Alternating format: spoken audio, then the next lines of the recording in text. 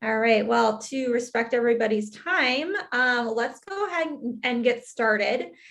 So welcome everybody. Thank you so much for hopping on. This, I think, is going to be a really great mastermind. We always talk about your database is your business.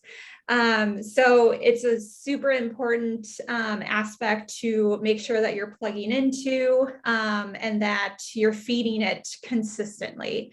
And so Marty's going to talk about mastering that database and some tips and tricks and things that he's seen, with his business, and he's also a super big help with the KW world with training. So a little bit of background on Marty. He's been with Keller Williams for 9 years. He served as both a listing and buyer's agent, VP of sales. He was also president of a top 15 real estate team in Houston, Texas. He currently lives in Katy, Texas, just outside of Houston. He also served as a productivity coach, and he's currently a MAPS technology coach and the regional tech trainer for the South Texas region.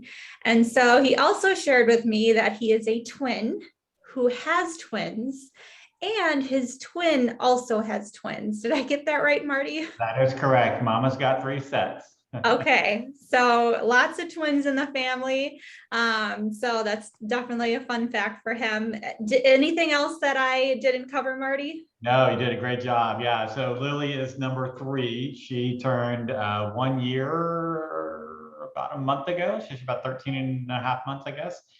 We talk about number 4, but then we're worried that we get 4 and 5. So we'll have that conversation at some point. We'll see. But yes, that is a great introduction, Lindsay, and I definitely appreciate it. So guys, if you're here, I've got 3 people on camera and a lot more off camera, and I will tell you it's so much more fun if I get to engage with you in person. So if you have the ability to turn on your camera, and I know you all do, let's go ahead and turn them on so we can interact and kind of see one another. I love seeing facial reactions. I love interacting with the audience. We're going to do some digital polls. I'm going to call on you to answer questions. We're going to get involved in this. This is definitely not a sit back and eat your breakfast while you're on the call kind of call. So you can eat your breakfast, Matt. I know I saw it off screen there. It's okay. You can have that bagel or whatever it was that you had working. But let's go ahead and get started in the conversation. And Rachel, I didn't wave back, so there's your wave back. Today, we're going to talk about mastering your database.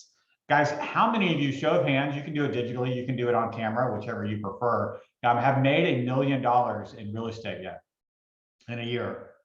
I'm going to put my hand down because I haven't done it either, right? And yet, what if I told you it's just as simple as adding 3 people a day?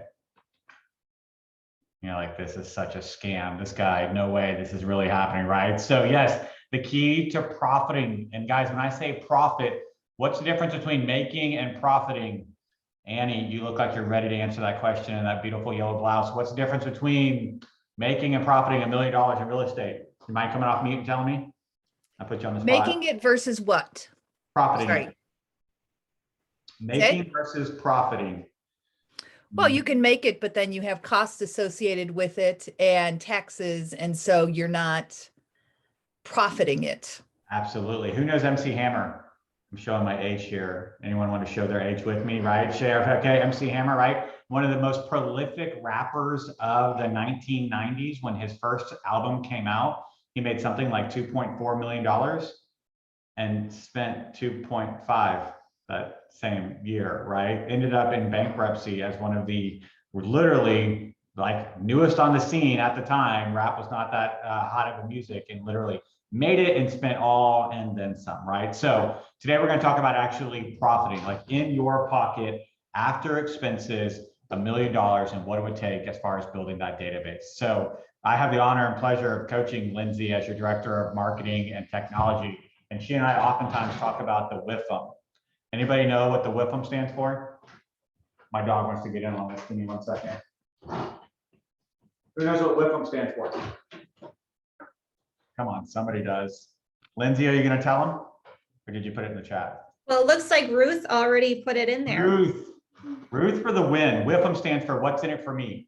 So guys, what's in it for you? Why should you take this course? Why should you pay attention? Why should you watch the recording? Because you want to figure out a simple not always easy, and yet simple way to make $1 million in real estate. And it's about growing that database. So today's WIFM, how to make $1 million is growing your database. Let's do a little bit of math. I know that Lindsay probably told you there would be no math, but she lied to you. There is going to be a little bit of math today. And yet, if you guys get into the Mrea economic model, right? Chapter 7, chapter 11, if you have the Mrea, right? Chapter 7, chapter 11. The Mrea economic model basically says that based upon an average commission of 3% and an average sales price of $250,000, after expenses and cost of sales, to gross, right? Or actually, it should say to net $1 million. That's in the bank account after all the expenses and all the cost of sales has been paid out. You need to close 320 closed transactions. And so that's what we're going to be working off of today as far as the model goes. If your closed transaction price is higher than that, cool. You're not going to need quite as many contacts. If it's lower than that, okay, you're going to need a few more contacts. But based upon the Mrea model, average sales price $250,000. I know none of you are discounting your commissions because you know your worth of 3%. We need to close 320 transactions to net $1 million. So what does that look like? Mrea, so we're switching from economic model now to the lead gen model, chapters 8, chapter 12. Chapters 8 and chapter 12, basically what they tell us in that model is that for every 12 people in your MET database, I just used a term that many of you may not be familiar with. I hope not. What's a MET? Somebody come off mute, throw it in the chat. What's a MET? And no, we're not talking about that baseball team from New York. What is a MET? Liz, Rachel, Edie, someone's putting in the chat, making me work double time. I appreciate it. Kathleen, two-way conversation. A MET, it's exactly that, guys. It's somebody you've met. I know that sounds really hard, but it's someone you have met. You've had a two-way conversation with that individual, right? Now, could they pick you out of a lineup? Oh, we're going to get to that point.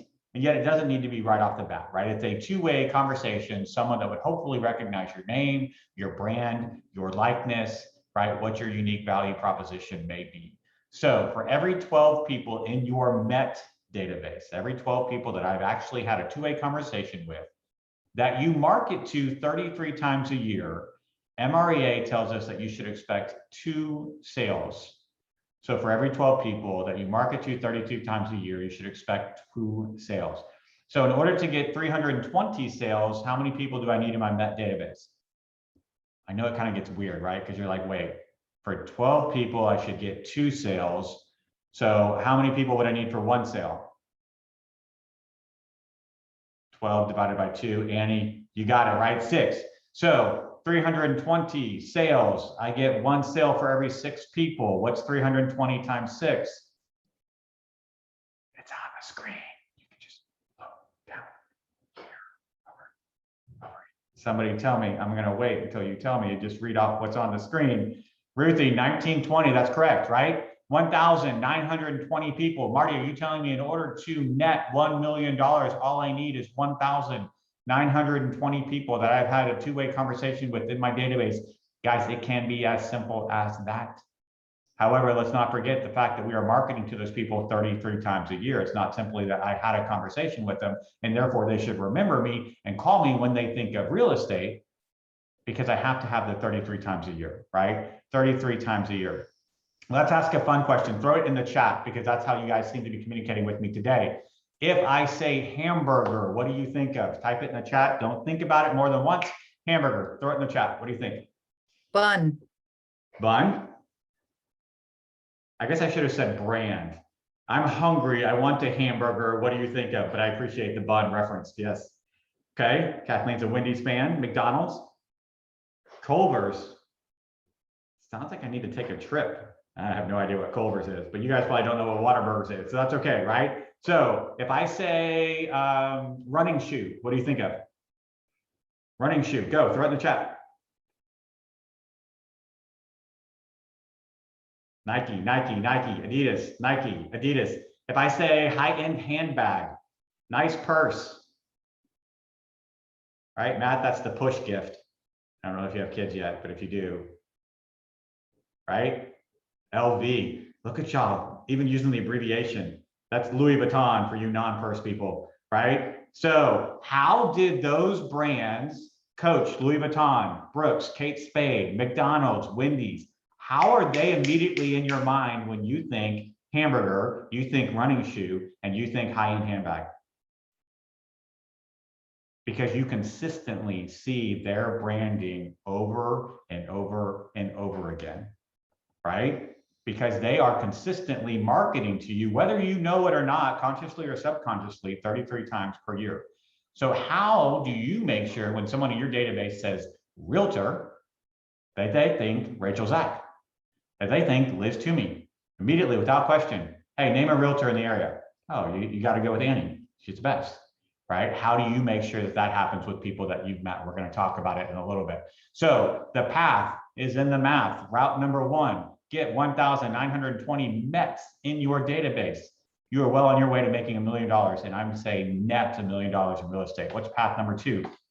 Well, that's the habit METs, right? So MREA also tells us for every 50 people that you haven't met, now we're going well up, right? From 12 to 50, but for every 50 people you haven't met that you market to 12 times a year, you should expect 1 sale.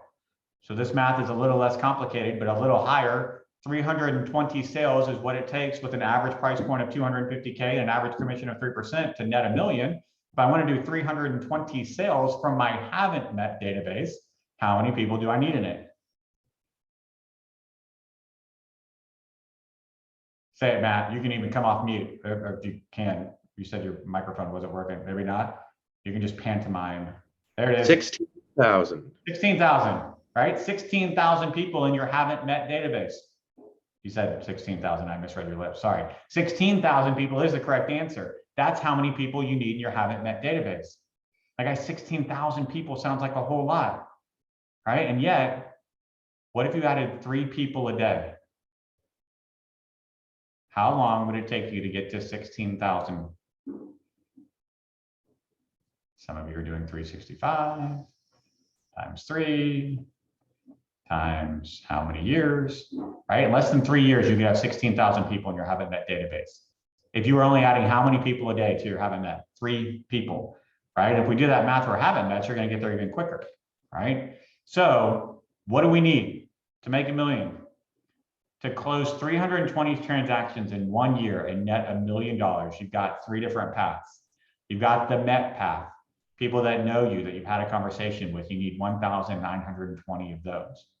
You've got the haven't met, people that haven't met you, but you're still marketing to them, 16,000, or some combination of both. Why do we use a database? Well, one, it's really easy. Liz, how many people do you have in your database? That's pretty simple. You go into command, you look in the top right, it's going to say 1 out of how many, right? How many are in there? Not enough. Not enough, okay? So Liz is realizing that she's either not at 1920 or not at 16,000 or not at a combination of both. So that's okay, right? But now we have a goal to shoot for.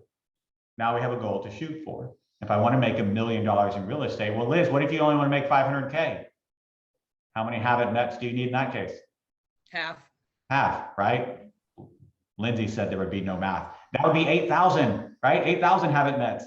Or what's the other number? 465, 960 mets, right? So you can see, right? This is to make $1 million. But if you made 300K, would everyone be okay with that? Anyone going to turn down 300,000 this year, right? And then could we move to 500,000 the next year? And then could we make $1 million in our 3rd year in real estate by slowly developing a database, right? So how do you start to master your database? How do you grow the database?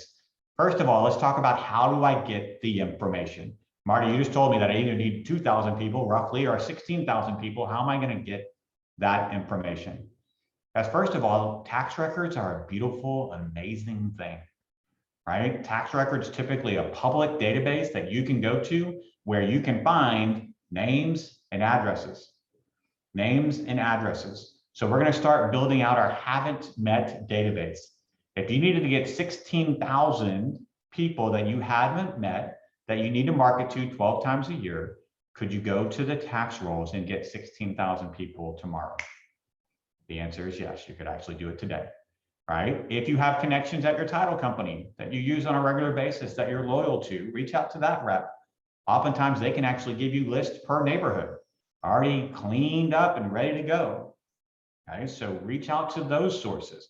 All right, Marty, now I've got a name and an address, but I'd like a little bit more. Because one of the best resources on the web, and it's sometimes pretty scary, go search your own name, fastpeoplesearch.com. You will find past addresses, you will find phone numbers, you will find email addresses. Now, oftentimes you will find multiple. Like they actually had my KW and my AOL.com address.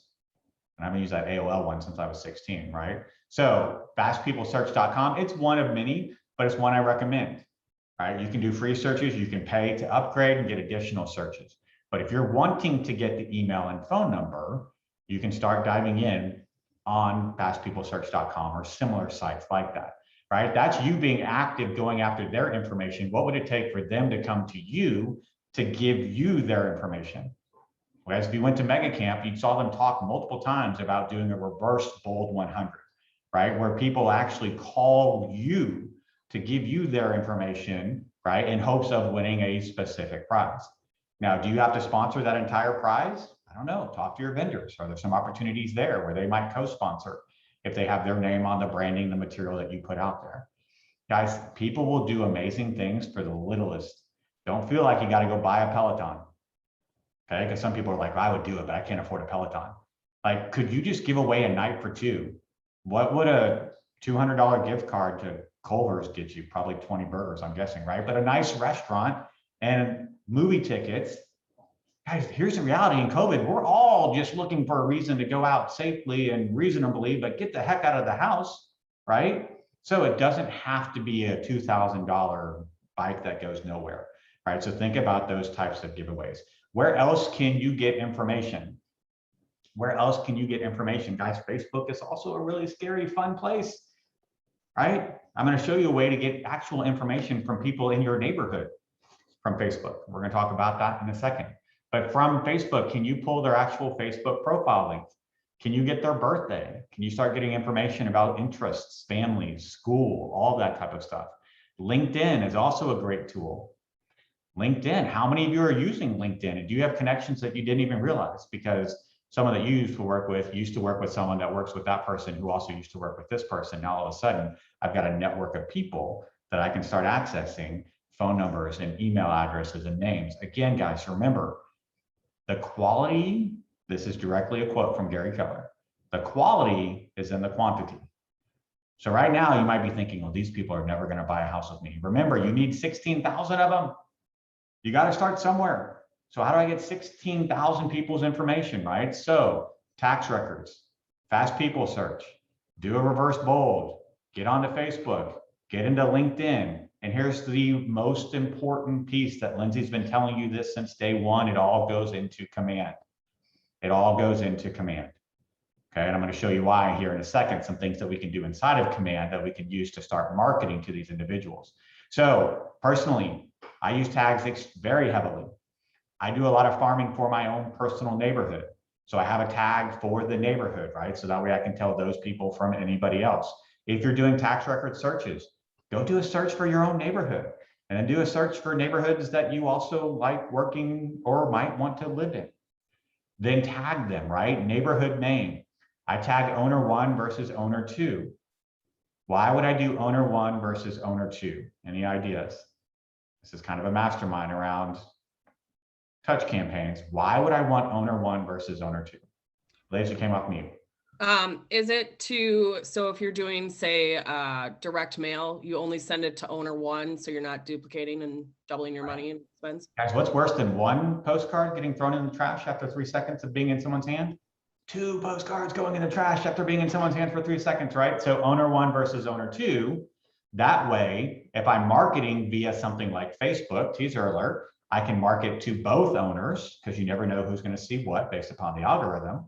But if I'm sending out a postcard, I'll just use owner 1. That way I'm not wasting my marketing dollars sending 2 postcards to one address, right? Has Facebook profile versus needs Facebook profile. Because I don't know if you realize this, but inside the contact record, I can actually put their Facebook profile link, right? When's the last time you knew that you had to make a quarterly call or a DT-D2 call to somebody and you're like, I need to call Edie?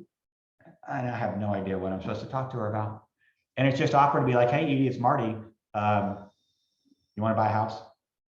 No? Cool, thanks, buddy, right? Like, I want to have a conversation that builds rapport. I want to have a conversation that shows that I'm paying attention. I want to have a conversation that strengthens a relationship, because the reality is Edie may not want to buy, sell, or invest in real estate right now. However, when it comes to real estate, who do I want to think?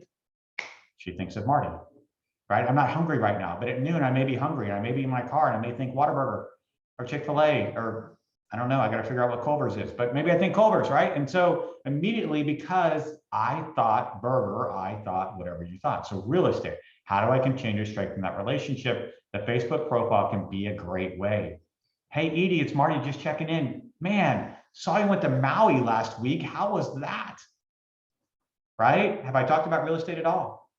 No. Do I need to talk about real estate at all? Again, sometimes we're just strengthening the relationship, right? And if I say, hey, so what else has been going on? How's work? When someone says, how's work? What's your natural response after you tell them how your work is? Yeah, eating? How's work for you? How's your work, Nathan? Because otherwise you're just a jerk, right? Like, if they ask you about your work, the tendency is for you to say, so how is yours? So always ask them, how are things going at your job, right? And by the way, if you're on Facebook, you can be more specific, because it's awkward to be like, how's work? And they're like, I've been retired for 10 years, right? So get that profile so you can start getting that information. How are the kids? I don't have kids. That got awkward quick, right? How's your dog? He passed last week. That gets awkward quick. So get in there, right? And get into Facebook and start looking in. And if you have the profile link in their contact record, it's so easy. You just click. And what does it do? It opens their Facebook profile. And then you have the conversation. And then what do? Rachel, you click the big red X in the top right corner. Don't get sucked into that just black hole that is Facebook, because 10 minutes later, you'll be watching cat videos, and an hour later, you'll wonder what happened to your life. So don't do it. Just click on the X, okay? But that's a great reason why. Met versus haven't met, some additional tags, right? Sphere, VIP, right? Is this church? Is this work? Is this the girls' school? How do I know these individuals? Tags are extremely important. How else can we get more information? Guys, targeted Facebook advertising. Put ads out there. These are real life ads. I didn't just create this for this class, but these are real life ads that I'm running in Katy for my neighborhood, because I don't have all of their information yet, but I do want their information. Right now, I've got their name and their address because I pulled that from the tax records. But how do I get their name, their phone number? How do I get their email? I start running targeted ads on the specific neighborhoods that I plan on developing my haven't met database into a met database, right? So 2 specific ads that I've been running over the last month or so. I just pulled comps. Real estate's going a little crazy if you haven't realized it, right? I'm pretty sure every neighborhood is up. Go pull year over year and see how far up the neighborhood that you want to market to. There's a lot of people filling out these forms just to get more information, right? And again, it's about capturing the information and then continuing to follow up. Because when I capture their information, they've gone from a haven't met to hopefully a met very soon, where I can have that 2-way conversation, right? So if you need more names and email addresses, start running ads. Lindsay can help you set those up. She's a pro. She can help you build out those ad campaigns, set up the targeting, right? Set up the tags, how to even follow, like automatically fire a follow-up smart plan as soon as someone comes in on these campaigns, right? So Lindsay can help you build all of that. All right, so I've got all these names, I've got all of these addresses, I've maybe got phone numbers and emails, but we still haven't met. What do I need to be doing, right? MREA tells us with our haven't met, we do a 12 direct campaign. What's a 12 direct campaign? It's 1 postcard a month for 12 months in a row, right? Tell me something, what does this postcard look like as compared to this postcard, as compared to this postcard, as compared to this postcard, right? Do they all look exactly the same? So by the 3rd, 4th, 5th, 6th time you get this in the mail, you're not even gonna have to worry about what it is. You're gonna be like, that's that Marty guy sending me the sold properties for the neighborhood again. Every single month, I pull the solds for our neighborhood. Actually, even before that, every single month when a new property gets listed, I go drive by and I take a picture of it. Why do I take a picture of it while it's listed? because it's less awkward than taking a picture while someone's moving in. Ask me how I know, right? Things you learned the first month that you stopped doing. So go take a picture of the houses that have been listed in your target area. So that way you can send out, and if I take the picture, who owns the copyright? I do, Kathleen. So who can't get sued for using someone else's photo?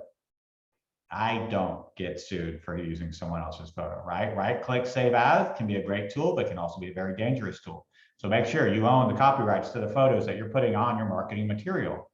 What do I put on the postcard? Top left, pictures of the house. I know that house, that's right around the corner from us, right? People will recognize the property. How quickly did it sell? Why does that matter? Look at the story, 3 days, 18 days. Guys, the one that just went out literally had no new construction. Let me see which one it is. This one, 7, 7, 4, and 12. You can't really see exactly, but 7, 7, 4, and 12. What's the narrative? Houses in our neighborhood are selling really quick. If I wanted to sell our house, how quickly would it sell? Well, the last month sold 7, 7, 4, and 12, right? New construction in Texas, they list them when they're dirt. So the days on market are ridiculous. It's like 164 days. But the reality is I didn't have a chance to buy it until it was at least in form. So I don't put the days on market for new construction. I just put new construction. That way it doesn't look like, oh, it sold in 164 days. That must have been a crappy house. No, it was new construction, right? On the bottom right, what do? First of all, let them know who I am. Put your headshot on there. Make sure it's updated, right? What do? I make them smarter. I put the stats about the neighborhood. Here's what sold last month. Now in Texas, we're non-disclosure, right? So I can put averages. I can't put specifics. I don't know about your state. If your state is non-disclosure, you can't put the actual price that these properties sold for. If you can, put it on there. You make them even smarter, right? But if you can't, you can put averages, because that doesn't tell any specific house. It just tells you what the average of the ones that sold last month were, and then the last 12 months. And guys, if you are doing it to your own neighborhood, make sure they know you live in the neighborhood. Bottom left, Balls at Green Meadow resident. I want them to know that I actually live in the neighborhood, because then you start to become an expert. So how many of these postcards are you going to send out to your specific neighborhood?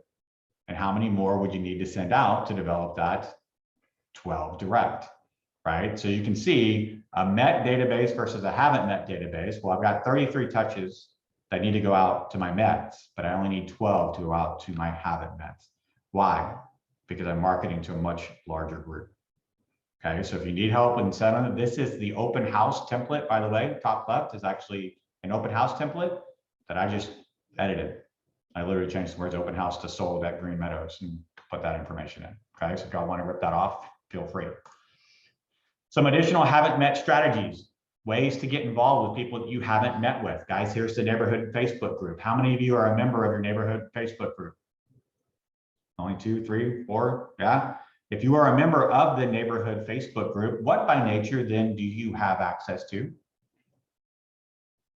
In this case, 440 names, Facebook profiles, birthdays on a whole lot of people, right? Information about a whole lot of people.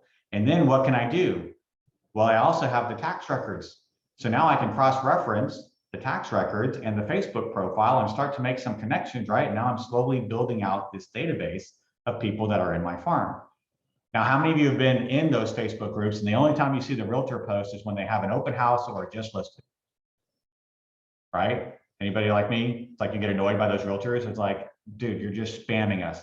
No one likes spam. We moved into this neighborhood a month and a half ago. And I knew that I had the ability to create a neighborhood video. If you don't know what I'm talking about, get with Lindsay. She'll teach you how to create a neighborhood marketing video. It's 1 minute long. It has custom stats. It's got a cute little jingle, right? So you can create a neighborhood video. I knew I had that ability, but I was like, well, I don't know. There's like 37 different options that you can choose that characterize the neighborhood features. All I did is I ran a poll.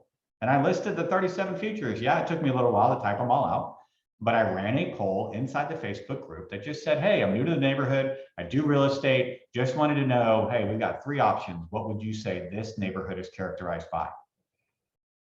Everybody wants to be a part of something like that, right? And you can see overwhelmingly that we're a very friendly community, apparently. I'm still learning that. And here's a way for me to get real estate involved And not once did I say, by the way, I'm a realtor, by the way, I'm a realtor, by the way, I'm a realtor, by the way, I'm a realtor, right? So sometimes it's just about bringing things up. So here's the first post. So I got to talk about real estate, right? What's the next post? Well, then I posted the actual video. But here's what happened in between. Literally later on that afternoon of me making this first post, a mom posted that her son had gone missing.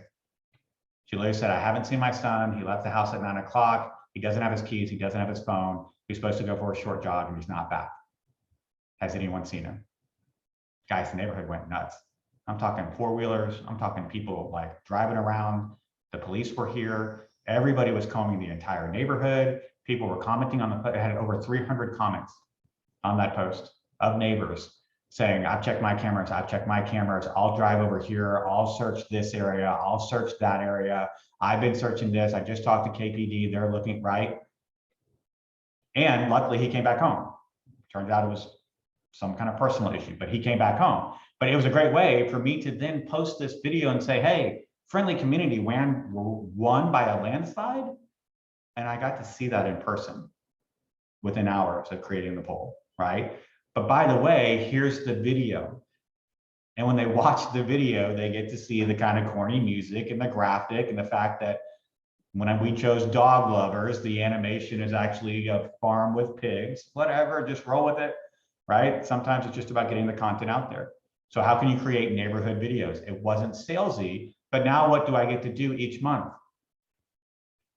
I get to post a new video with new stats, and they're going to start to recognize that video and the kind of cheesy song that goes with it and the corny graphics. But again, what am I doing?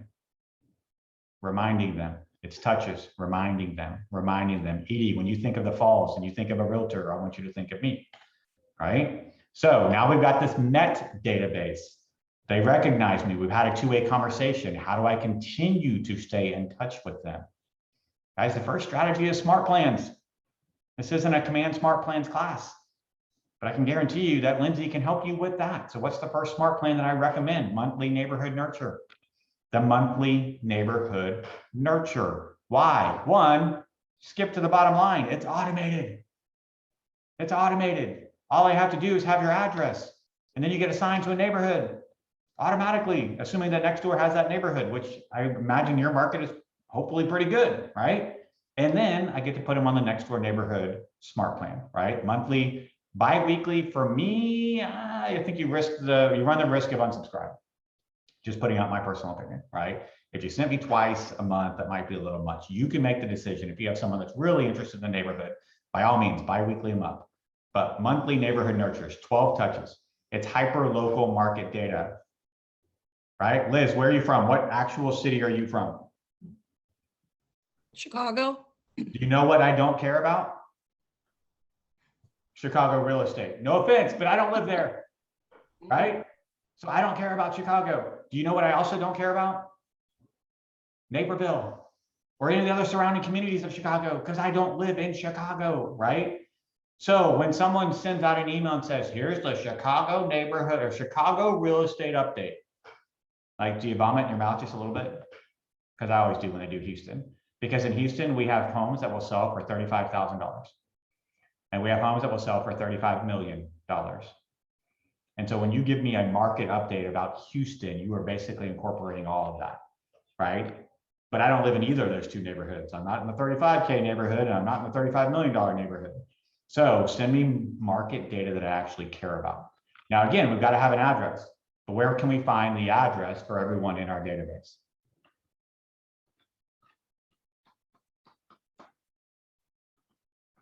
Matt, I'm not very good at reading lips, obviously, so I'm going to have you say it. Tax records. There it is. Yeah. Tax records, everyone for the win. Tax records, right? So there's no reason why you should have someone in your database without having their address. Guys, what's also coming up here pretty quick? It's the first day of fall. So temperatures in Houston got down to 89. We got excited, right? What's coming up? The holidays. What do we do in the holidays? We send out cards. So what's a great excuse to call your database to get their address? Tell them you're updating your holiday card list, right? Just make sure you actually send them a card if you're going to use that reason, right? So easy ways to get addresses to then put them on the neighborhood nurture. Two other smart plans to keep an eye on: birthday and anniversary. Birthday smart plan, 4 touches. It reminds you a week in advance to go buy them a card. The day before, it reminds you to make a phone call. Now, Amber, you jumped on a little late. Why would I call you the day before your birthday? If you had to guess, why would I call you the day before your birthday? To stand out. Because how many people called you the day before your birthday to wish you a happy birthday this year? No one. Because no one does that, because that's kind of weird. Stand out, right? Stand out. Call the day before the birthday and say, you know what, Annie, Amber, Rachel, you're going to get 1,000 calls tomorrow because you're so popular. I just wanted to make sure I could get a hold of you today. So I'm calling you the day before your birthday to wish you happy birthday. The day of, it's going to remind you to make a social post. And as long as you have Twilio connected, it will automatically send out a text message for you, right? Lindsay can help you with Twilio. Lindsay can also help you edit that smart plan. Why would I make an edit to the birthday smart plan specifically around the text message that goes out? Anyone know? What's the text message say in the birthday smart plan from KWRI? What's the text message actually say? It says happy birthday. Now, Liz, how many people have your Twilio number saved in their phone? None. So if they get a text message from a number they don't recognize and it just says happy birthday, how much credit do you get? None. We call that the birthday bandit, right? Don't be the birthday bandit, just running around wishing people happy birthday and then like hiding in the shadows. Make sure you go edit the smart plan to actually put happy birthday from Liz, right? Or Liz Toomey with Keller Williams or whatever it may be, right? So just kind of a heads up. They couldn't put from your favorite realtor because that just sounds too cheesy. So go edit that smart plan before people get put on it so that you can get credit for the text message. Now the home anniversary, it's only 2 touches. A week before, it'll remind you, hey, Nathan's got a home anniversary coming up. It's not going to tell you what year it is, but I can go look that up and then I could put together some sort of custom gift, right? So maybe it's just as simple as a card, or maybe I do something nicer. Happy 1 year, happy 2 year, happy 3, 5, 7, 10 year. How often do we look at moving? What do the stats show us? How often do we look at moving? Every 7 years. Ruthie, man, questions, answers. I just want to see you on camera just so I can be like, yes. All right, so Ruthie says 7. 5 to 7 is what they tell us. Every 5 to 7 years. Why is that important? Let me ask you, have you been in touch with people that you sold a house to 5 years ago? How many of you have been in the business 5 years or more? No, wrong crowd. All right, Amber, have you talked to anyone that you sold a house to 5 years ago lately? And they've said, you know what, this house is too small, too big. Not a pool. Was that a yes? I heard yes. I heard yes. Everybody I talked to says exactly that same thing because you're in touch with them, right? So having their home anniversary, just being reminded, who else is calling them on their home anniversary? No one, right? No one. The lender they just spent $300,000, $400,000, $500,000, $600,000 with is not calling them. The builder they just spent $300,000, $400,000, $600,000 with is not calling them. The person they paid for the home warranty, not calling them, right? The insurance agent they pay several $100s a year, not calling them, right? So stand out, call them on their home anniversary. It's a great way for them to say, oh, well, you know what, we're going to call you, like, yeah, 5 years is kind of the mark, we need to move. Why? All right. Quarterly call plan, that's 4 touches. 4 very simple touches, just remind you to call them. Anybody have an assistant that they work with right now? Just offhand? No. Let me ask you this, put it in the chat. How much would you expect an assistant in your market to be paid if they worked for you, let's say 20 hours a week? How much would you pay someone to work 20 hours a week, annual salary, for a real estate assistant? If you had to guess, just throw it in the chat. Kathleen says 30.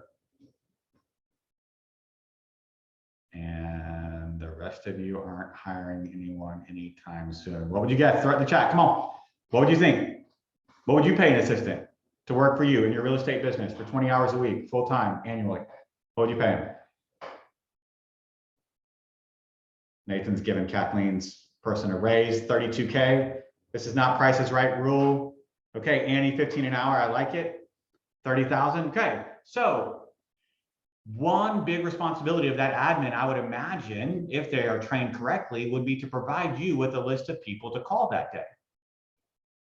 Such by you calling that entire list, if you called that list every day for 90 days, you would have called your entire database. Guess who can do that for you for free? Command. It's just a quarterly call plan. That's really all it is, guys. What's the biggest reason why people don't lead generate? You would think typically it's because they don't time block for it. But actually surveys have said because they don't know who to call. It's in my calendar. I sit down, Marty, I pick up the phone even, but then I just don't know who to call. What if it was simple as sitting down at the computer and just pulling up command, and there in your task manager are the 15 people you need to call today. And if you call those 15 people, and the next 15 and the next 15, and over an entire 3-month period, you call everyone command told you to call, you will have called your entire database. And if you did it 4 times a year, you would have called your entire database 4 times a year. Right? Raise your hand if you have someone in your phone that you probably don't want to call 4 times a year. You know, we all do, right? And how many of us have someone in your phone that you call probably once a day? Right? That's called call bias. If I gave you a phone and said, Kathleen, call someone, who are you going to call? You're going to call the person you most enjoy talking to. Who are you not going to call? That person you don't want to talk to. That's call bias, right? So the quarterly call plan takes call bias out of the picture. Why do we put people into command? Why do we build our database? So that we can have things like smart plans firing to make things easier for us. Automatic email touches with hyperlocal market data, right? Customized touches on my birthday, the day before my birthday, on my home anniversary. And then a reminder just to check in with me once a quarter. Guys, you know what all of these smart plans require? A contact. Action. They do require action, Annie. But before you can even take the action, you got to have what? You got to have them in the database. What's the WIFM? If I don't have a database, I can't use all these fun toys like smart plans. The WIFM is go build the contacts, right? What else do we have? Additional touches. Okay, so now you have their name and their email address. We talked earlier about running Facebook ads to your market, right? 15 miles around a particular city. Guys, here's the fun part. When you have their name and email address, you can start running ads targeting who? Those specific contacts, right? So when I started getting people that responded to my ads, when I started getting usernames and email addresses off of different sources for my actual neighborhood, I was able to create an audience of 336 people that live in my neighborhood that I have their name and at least their email address. So what did I do?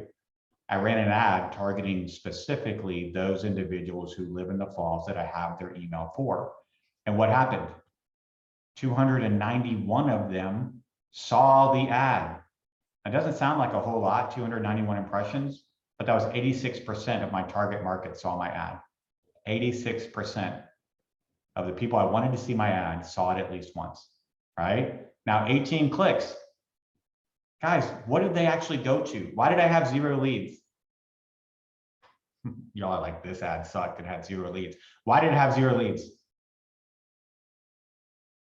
What do I already have? Their email address, and I probably have their phone number. So why do I need to capture that again? Right? So when you're running ads, there's 2 options. You can use the Facebook capture form where you get them to fill out the information if they are willing to, and if they are not, they never get where you want them to go. Or you can use direct to landing page. This landing page was actually the neighborhood site at my agent site. I went to martymiller.kw.com. I looked up the Falls at Green Meadows. There's the neighborhood site right then and there. And that's where I directed them. Alternatively, you could build a landing page for your neighborhood and direct them there. Why would I not use the capture form? Guys, I already have their email address. I don't need to capture anything. I just want them to land on the page and not have to pay to play. So 18 people actually got to go to my site to see information about our neighborhood, to see homes that have been listed in our neighborhood, all right? And what does that start to resonate? When you think the Falls, you think realtor, you think Marty. When you think the Falls, you think realtor, you think Marty. Here's a way that I can constantly be in front of those people as well. What do I have to have? I got to have a contact. You got to have an email address. I got to have a tag because you run the ad based upon the actual tag, right? And that's why I'm adding these tags by neighborhood. How can you start building out a list of people in specific neighborhoods that you have their email addresses so you can start running ads like this, where literally 86% of the people saw it, right? They all saw it. Just get in and get after it. So what are these touches that I've just been talking about possibly end up costing? This is my strategy, right? We are a culture of giving and sharing. This is my actual neighborhood strategy. So right now I send out 1 postcard a month. You've seen the 4 of them, right? How much does that cost me? 56 cents per postcard, including postage. All right, so it's 56 cents to have this cut, printed, full color, glossy front, semi cardstock, right? And the actual postage. Here's the other cool thing, guys. When you're actually targeting people in your neighborhood, what do you get to send it to? You get to send it to Marty Miller, right? Can y'all see that? There it is. It's kind of blurry, but it's not. Who is it not? Right? Everybody's favorite current resident. If you are targeting 200 homes around a specific address, which is also something Lindsay can help you do in Command, just know that it just goes to current resident, right? Nothing like making a real strong connection with someone when you don't even know their name. Think about it, right? My dad was an elementary principal growing up. And so we'd go to the grocery store and he'd run into kids that were at the school, right? Because we all lived in the neighborhood. And I always knew the good kids. You know why? Because he'd say, hey, you. I'm like, Dad, you don't know his name, do you? And he's like, no, he's never been in my office.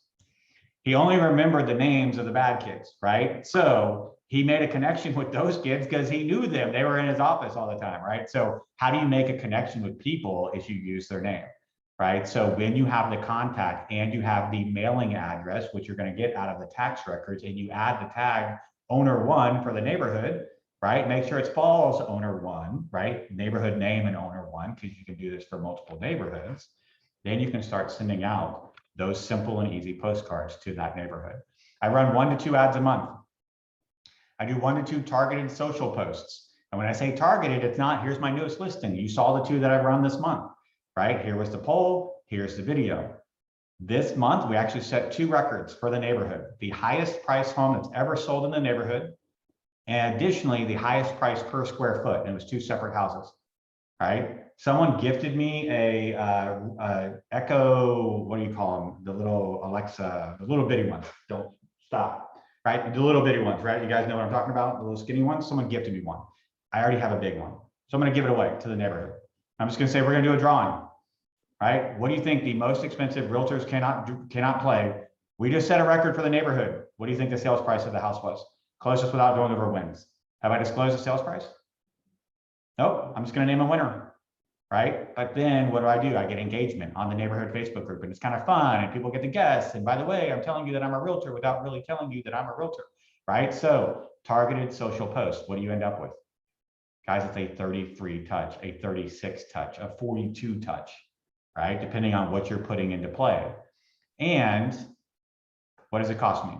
Postcards, I send out about 300 a month, right? My neighborhood's still pretty small, growing the neighborhoods that I'm going to be targeting. Next up is the neighborhood I just left, right? Because I still know that neighborhood, and guess what I'm still a part of that they haven't kicked me out of yet? The Facebook group, right? So I can still get all of that information. And the ads, $25 per ad. I run them about 10 to 15 days. I'm spending about $50 a month on the ads. The social posts are free. What does it all go back to? The database. Having the people in the database, or the database, depending on which way you say it. They're both right. Right? It's having the people in Command. It's building out the people. Now, again, well, that sounds like a whole lot of people that I got to have, 2,000 or 16,000. Let's just be systematic about it.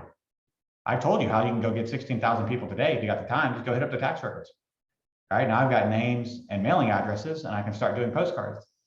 How can I get phone numbers and emails? Well, do a giveaway, right? If that's legal in your state, right? Figure out other ways. I know that Lindsay's got some additional ways. Kathleen's got some amazing ways, right? That you guys can lean on to build out the database. But the WIFM, It's not easy, and yet it is simple. 320 closed transactions. And I don't know what your average price point is. Lindsay, is it more or less than 250K in your market? Or is that about right? Putting you on the spot. I honestly don't know. We're going to say it's about right. Anybody know the average price point? Each of you are probably in different markets. Liz, what is it for Chicago? I have no idea. I'm from Chicago, but I live in West Dallas, Wisconsin. But I would say to your question though, West Dallas is going to be lower than say one of the suburbs, and Okay. Milwaukee proper has the variances that you see in Houston. Okay, so great point. You're going to start a farm. Which farm are you going to start? Do you have to farm your neighborhood? I mean, you might have greater impact, but if your neighborhood has really low home prices and you hate living there anyway, go start one somewhere else, right? So you have control of this. How do you raise your average price point? I talk to agents all the time that I coach, and they're like, oh yeah, my goal next year is to do just as many transactions, but I want to do 50K more in GCI. Well, how are you going to do that? They're going to raise my average price point. Well, how are you going to do that? I don't know, but I just know I'm sick of showing 50K homes. Right. All right, great. Well, here, let's create a farm that's in a neighborhood that has higher price points. So 320 closed transactions to net, and I will correct the slide later, $1 million. Met database, 1,920. How many of you have that many people you've met in your database? Non-mets, 16,000. How many of you guys have 16,000 people you haven't met in your database? And how difficult is that? Here's the other cool part, right? Tax records, oftentimes you can get a CSV pulled, right? Actually an Excel file.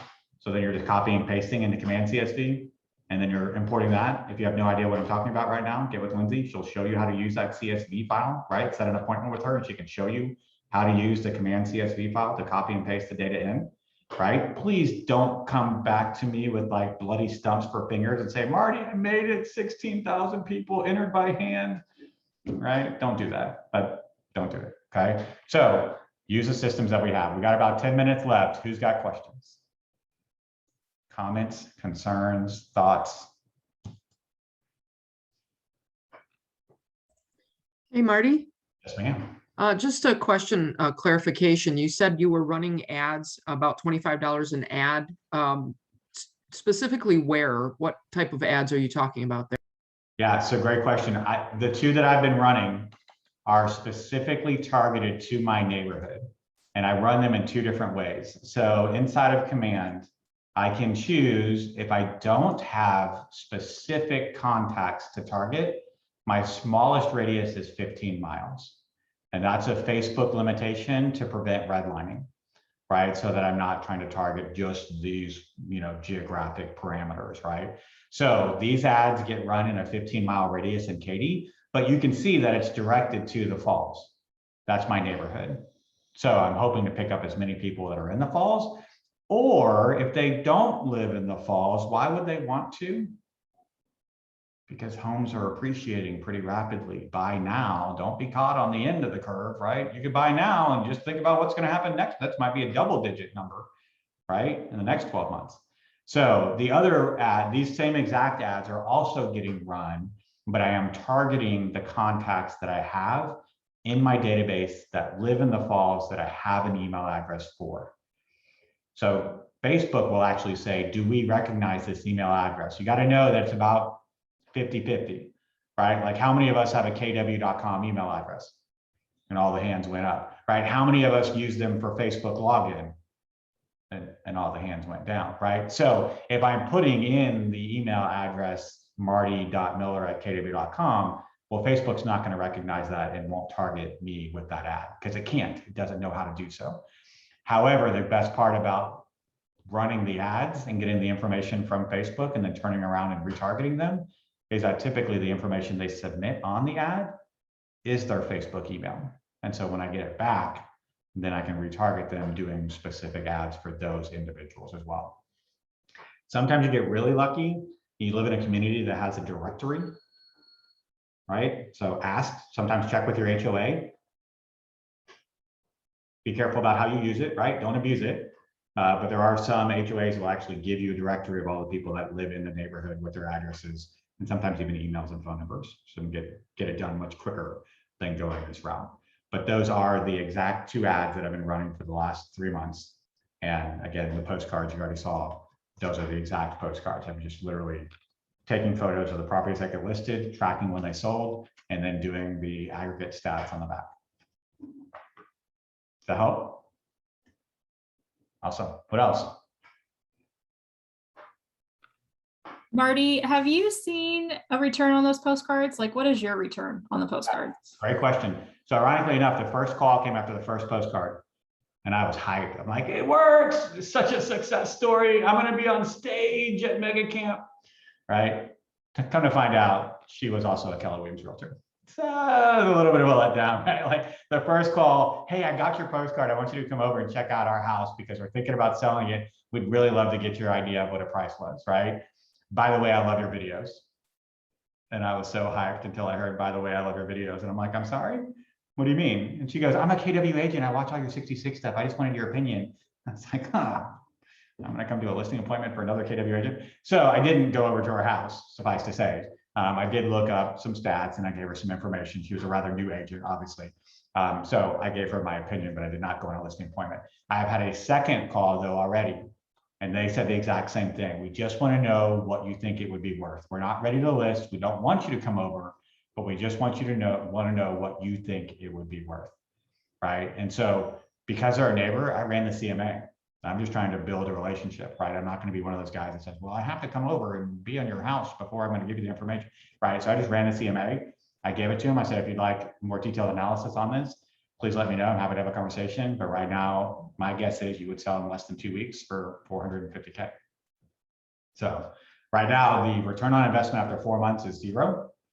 And again, I also know that farming wise, it can take as much as 12 months. If I get one, based upon 300 postcards going out, if I get one closed transaction from this farm, I will have offset my costs for 12 months worth of postcards.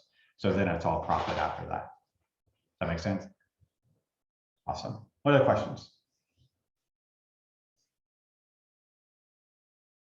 Another thing about farming, I will say, just kind of ironic, my old neighborhood, my mailbox was at the end of my driveway. So the walk back was pretty short. My new neighborhood, we have the communal the mailboxes. I don't know if you guys do those, right? Where it's like at the end of the street and there's a bank of them. So now my walk home is much longer.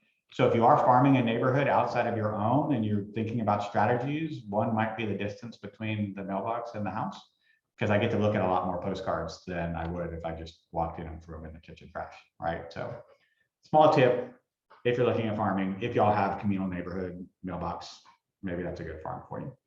What else?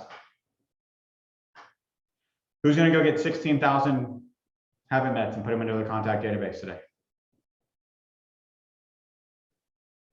Awesome. Class was still totally worth it. Look at the impact it had, Lindsay. How many of you now know how to get 16,000 haven't met and go put them in your database? All right. Is it difficult? Matt, what's difficult about it? Well, I'll say it's simple, not easy. There you are, right? That's the answer. Not necessarily difficult. Can it be time consuming? Sure. And yet, if you go to the tax records and pull the CSV, you can cut down that cost dramatically, right? Copy, paste, import, tag, ready to go, right? So be strategic about how you get them in there, right? Haven't met or met. How many of you are running Facebook ads right now? Targeting people that live in the neighborhood, right? So again, specific listings. What's that a photo of, by the way, in the background of those ads?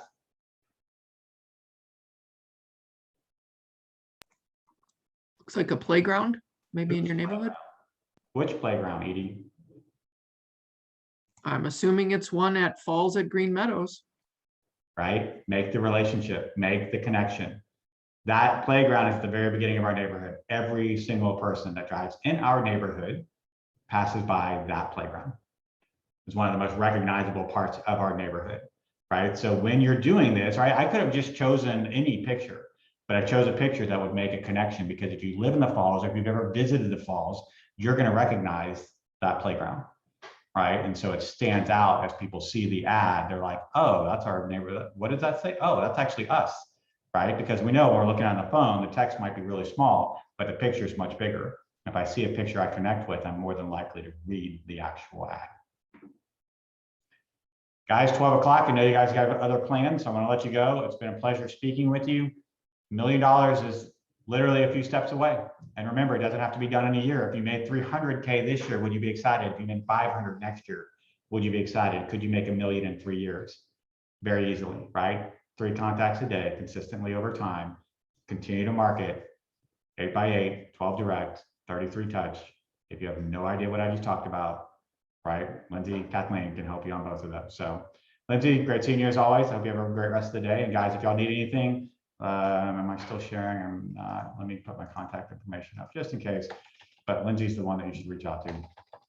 Yeah, thank you so much, Marty. You guys, this has been recorded, so this will be on our YouTube channel if you need to refer back to anything. And like Marty said, if you have any questions on setting up that 36 touch, I am doing training in an hour at the North Shore office. So if anyone wants to stop in, we're gonna kind of continue on with the conversation at 1 o'clock. But otherwise, reach out to me, schedule an appointment, and I'll help you get this rolling. Awesome. Take care, guys. Look forward to seeing you in the future. Thanks, Marty. Thank you, Marty. Absolutely. Thank you. You're welcome. Thank you.